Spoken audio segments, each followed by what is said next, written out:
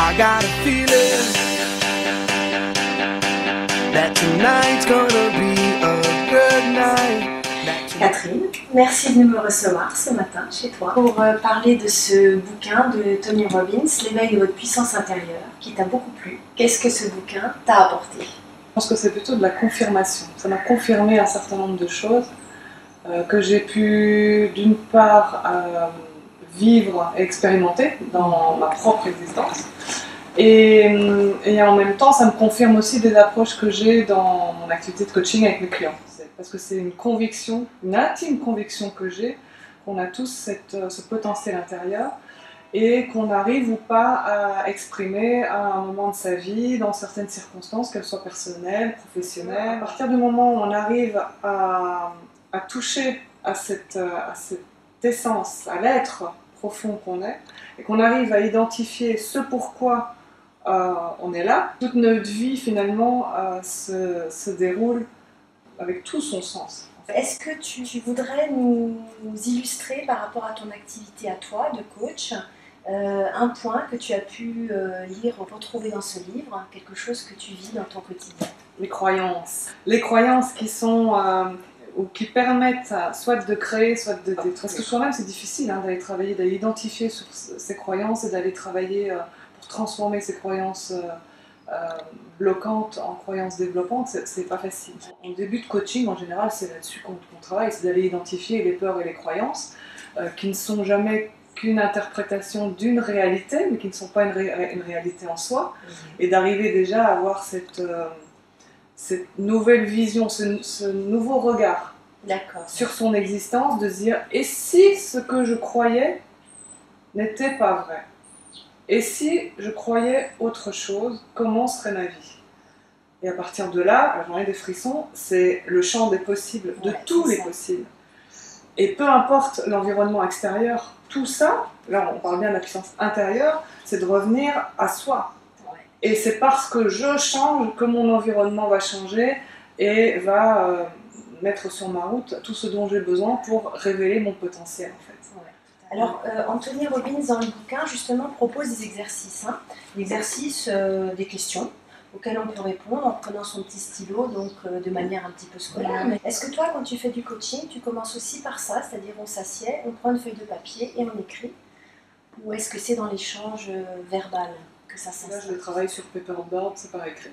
Parce qu'il y a plusieurs aspects. Il y a le fait d'y réfléchir, il y a le fait de l'écrire et il y a le fait de verbaliser, qui sont différentes manières d'amener à la conscience, de prendre conscience de tout ça. Mais c'est ce qu'il appelle d'ailleurs dans le bouquin les sous-modalités, dans lesquelles il parle des différents sens que nous privilégions. Si on revient sur la question des croyances, c'est facile de les changer et c'est rassurant. Donc le changement, c'est toujours compliqué parce qu'on sait ce qu'on a ou ce qu'on a eu, mais on ne sait pas ce qu'on aura. D'où l'intérêt de l'accompagnement, parce que quand on est tout seul avec son bouquin, les exercices sont très pertinents. C'est pas facile de dépasser ces blocages. Alors que quand on est accompagné, dans une entre guillemets confrontation bienveillante, mais toujours bienveillante, on arrive à dépasser ces blocages.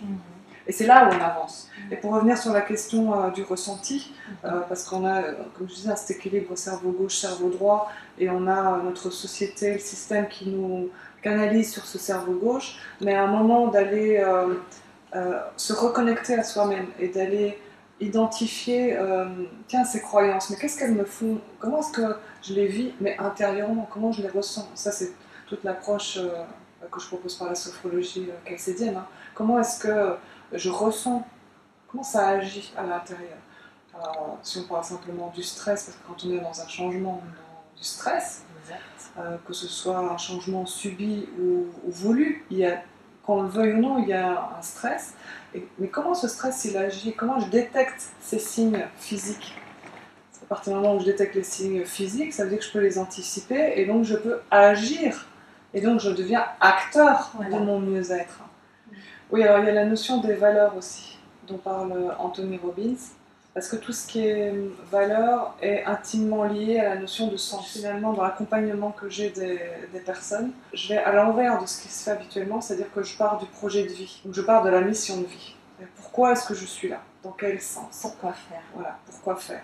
Et à partir de là, en découle le projet professionnel, le projet personnel, parce que jamais je ne dissocie l'individu dans sa vie personnelle ou professionnelle, on est un. Et de ça, en découle le métier qu'on fait. On ne fait pas son métier par hasard, ça je dis souvent, il n'y a pas de hasard. Puis derrière tout ça, il y a ces notions de valeur. D'ailleurs, on voit des personnes qui sont, en tout cas dans leur travail, plutôt en mal-être, c'est qu'il y a cette confrontation entre des valeurs que nous impose la société, dans le capitalisme, qui est dirigé par l'argent, et puis des individus qui sont avant tout des êtres humains. J'ai cette conviction qu'une entreprise, de toute façon, sans individus, sans êtres humains, sans ressources humaines, ne peut pas fonctionner avec la meilleure technologie qui soit. Mais donc il faut avoir le mode de management qui va avec. C'est ça. On parle en ce moment de tout ce qui est développement du management collaboratif, des entreprises libérées. Comment est-ce qu'on redonne la place à l'individu et comment on accueille ses valeurs pour lui permettre de se déployer pleinement dans un objectif commun d'entreprise et au-delà de ça, un projet de société et un projet d'humanité. Donc écoute Catherine, moi j'aimerais conclure cette interview en te demandant la phrase, la citation qui t'a plu ou qui t'a marqué dans le livre de Tony Robbins. Dans la vie, il n'y a pas d'échec, il n'y a que des résultats. Eh bien Catherine, je t'en remercie. Merci Marlon. Good night, I feel it. That tonight's gonna be